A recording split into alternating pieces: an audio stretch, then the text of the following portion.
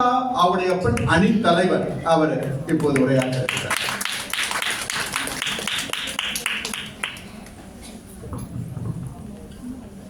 பெரும் மதிப்பிற்கும் மரியாதைக்கும் உரிய நடுவர்களுக்கும் சக பேச்சாளர் பெருமக்களுக்கும் சிங்கப்பூர் தமிழ் இயக்கத்தினருக்கும் மற்றும் பார்வையாளர்கள் அத்தனை பேருக்கும் என் பணிவான வணக்கமும் பொங்கல் நல்வாழ்த்துக்கள். எதிரணியிலிருந்து வந்து பேசின சிவசங்கரி பொறிச்சு தள்ளிட்டு போனாங்க, சும்மா சொல்லக்கூடாது. ஆனா என்ன இப்படி பாயிண்டா பேச தெரிஞ்ச உங்களுக்கு யாருக்கு முன்னாடி பேசணும்னு தெரிய வேண்டாமா? 70 ஆண்டுகளுக்கு மேலாக தமிழர்களின் நலனுக்காகவும் தமிழ் மொழியின் வளர்ச்சிக்காகவும் பாடுபடும் ஒரு இயக்கம் இருக்கு. இல்ல செல்வராஜ் சார்ட்ட சொல்லிட்டு அடுத்த 50 வருஷத்துக்கு நம்ம தான் கூப்பிடுறோம். இருந்தாலும் நானும் ஒரு தடவை சீட்டை போட்டு வச்சுக்கிறேன். அதாவது நாம் கொண்டாடுகிற ஒவ்வொரு விழாவின் ஒவ்வொரு பண்டிகையின் பின்னால் இருக்கும் காரணங்களை தெரிந்த அவர்கள்கிட்ட போயிட்டு பொண்ண வைக்கிற இடத்துல பூவை வைக்கிற நாம அதை விட இதுதான் பெருசுன்னு பேசுறதுக்கு ஒரு தனி தைரியம் வேணும் இந்த பொண்ணுக்கு. அதுல சார் வந்து இண்டக்ஷன் அடுப்பை பத்தி எல்லாம் பேசினாரு.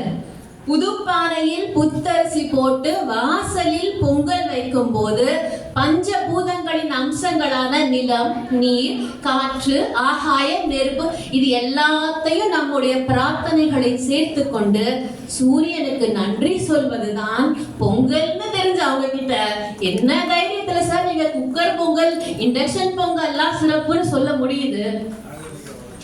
ஓ அப்படி சார், தை மாசம் பொங்கல் இது அறுவடை திருவிழா. அதுக்கடுத்து பங்குனியில் அறுவடை செய்த அந்த நெல்லை நமக்கு துணை நின்ற குலதெய்வத்துக்கு படைத்து நன்றி சொல்வது அந்த மாசத்துல ஒரு விழா கொண்டாடும்.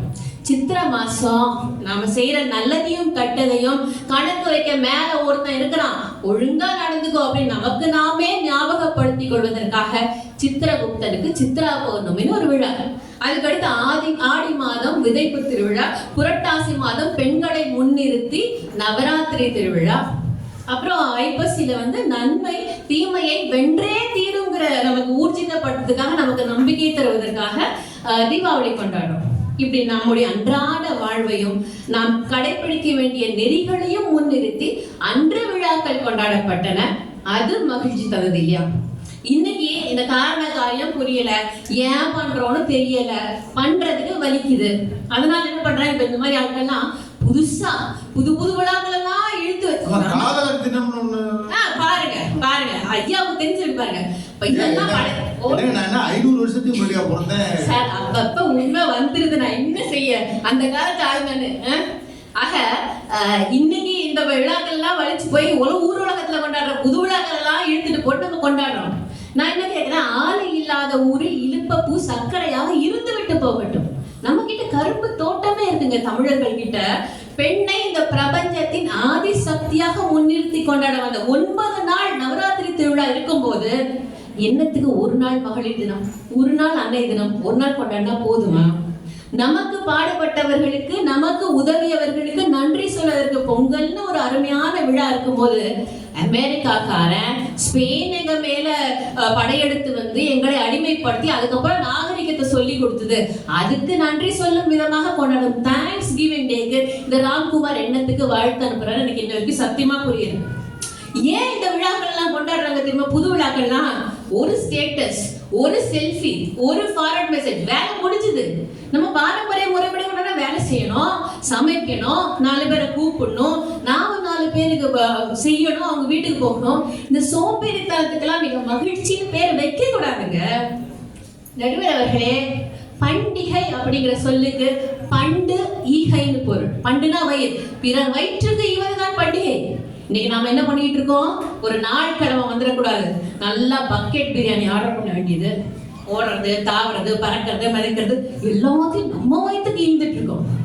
சார் ஒரு இன்ஸ்டாகிராம் ஸ்டோரி சொன்னார் தெரியுமா நடுவர்? எனக்கு சத்தியமா இன்ஸ்டாகிராம்ல அக்கௌண்ட் இல்லைங்க, ஆனா அந்த வேலையை பக்கத்து ராம்குமார். ஏன்னா இந்த இத்தனையும் நம்ம வயிற்றுக்குள்ள இருந்துட்டாலும் மகிழ்ச்சி பத்த மாட்டேங்குது. அடுத்தவங்க வயிற்றுல சேர்த்து கொட்டிக்கிறதா அவருக்கு மகிழ்ச்சி வருதுன்னா இது எப்படி நம்ம மகிழ்ச்சிங்கிற லிஸ்ட்ல சேர்த்துக்கிறது எனக்கு புரியல. அதாவது நம்ம என்ன சாப்பிடுறோமோ அதை குளோஸா படம் எடுத்து Facebookல போடுறாங்க. அப்ப 4 பேர் வைரல் சொன்னா இன்னும் சந்தோஷம். ஆனா உண்மை என்ன தெரியுமா, வயிற்றுக்கு சோறிட வேண்டும் ஐயா இங்கு வாழும் மனிதருக்கெல்லாம், எல்லாரும் சாப்பிடணும், சாப்பிட கொடுக்கணும், அதான் பண்டிகையினுடைய நோக்கம்ங்கிறீங்க. சரி சரி. அன்றைய பண்டிகை கொண்டாட்டங்கள் ஏன் மனநிறைவாக இருந்ததுன்னா, அன்னைக்கு மகிழ்ச்சிங்கிறது பணம்ங்கிற அளவுகோலால அளக்கப்படலை. நம்ம சந்தோஷமா இருக்கிறதுக்கு பணம் தேவைப்படலை, அடுத்தவர்களுடைய அங்கீகாரம் தேவைப்படலை, லைக்ஸ் தேவைப்படலை, ஷேர்ஸ் தேவைப்படலை, சப்ஸ்கிரிப்ஷன் தேவைப்படலை. ஒண்ணுமே இல்லாத விஷயத்துக்கெல்லாம் நம்ம சந்தோஷப்பட்டிருக்கோம். தீபாவளிக்கு மறுநாள் தெருல நடந்து போவோம். வெடிக்காத ஒரு பொட்டு வெடி கிடைச்சா பொக்கிஷமா கொண்டாடணும். வெடிக்காத ஒரு ஊசி வெடி கிடைச்சா உற்சாகமா எடுத்து வச்சு கார்த்திகைக்கு பயன்படுத்தினோம். இவ்வளவே தீபாவளிக்கு மேல நம்ம வாசல்ல இந்த வெடிச்ச பட்டாசு குப்பைகள் இருக்கும். அதை பார்த்து அப்பா எப்படி கொண்டாடிருக்கோம், எவ்வளவு அதெல்லாம் சந்தோஷம் தந்தது இல்ல. இன்னைக்கு எத்தனை வெடித்தாலும் so what, who cares? அன்னைக்கு பொங்கல் வைக்கும் போது அந்த பொங்க பானை எந்த திசையில பொங்கி வழியுதுங்கிறதா நமக்கு மகிழ்ச்சி தருது.